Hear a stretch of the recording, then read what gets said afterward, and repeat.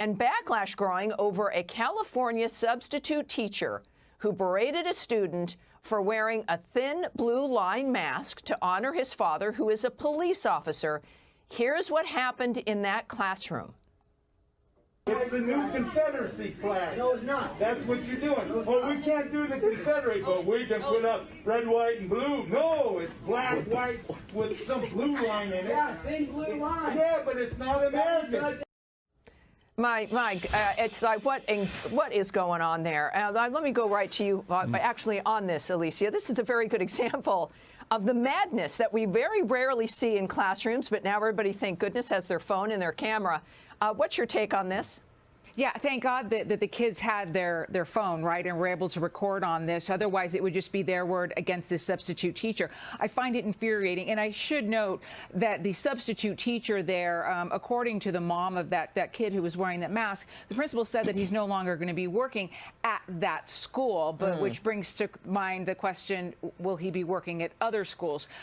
It's really sad and really icky timing, because you think about the members of law enforcement who were laid to rest this past week. You have this son of a law enforcement member who is trying to honor his father, only to be berated and embarrassed by his substitute teacher. Yeah, in front of everyone. That teacher seemed to not even know what he was talking about, but that's also nothing new.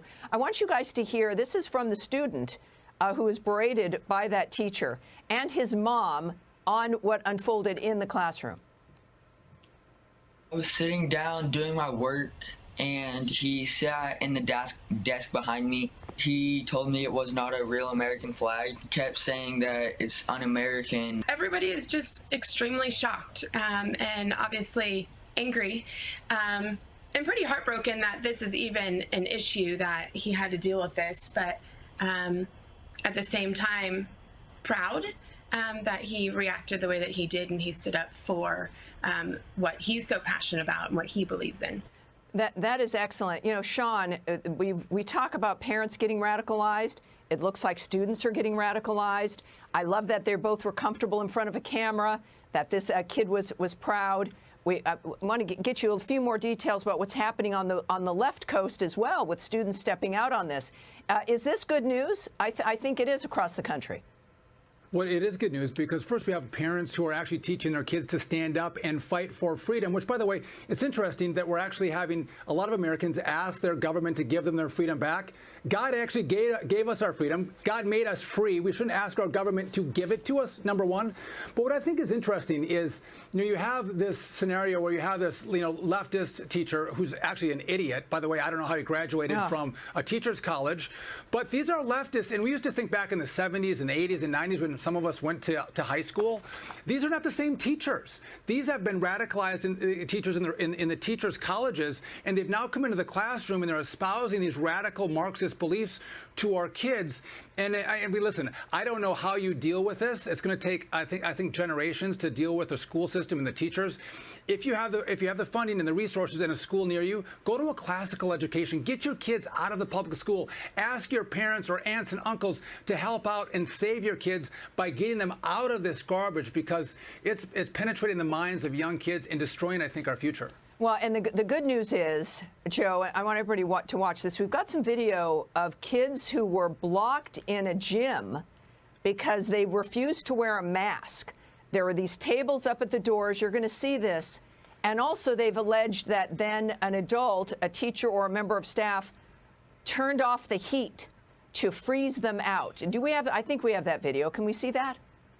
All right. Well, it's all over the internet. I guess we don't have the actual video there. There are pictures up. And I guess the thermostat issue is being debated about whether or not that occurred. Here you've got videos like that. You've got accusations like that. New tonight, hundreds of students in Oakdale banned from class for not wearing their masks. The students say they were following Governor Newsom's example after pictures showed him maskless at the NFC Championship game over the weekend. So will their protests continue? And how is the district responding? We're getting answers. Students barefaced and packed into the Oakdale High School gym.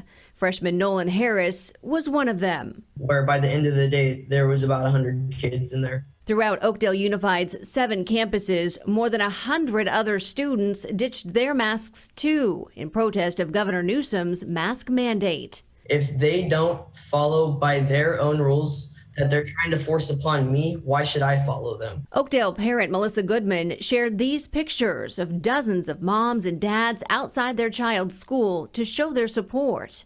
They don't want to get in trouble. They don't want to disrespect their teachers, but they also want their right to share their smiles and to breathe freely. All demonstrations were peaceful, but Superintendent Dr. Dave Klein says learning was disrupted.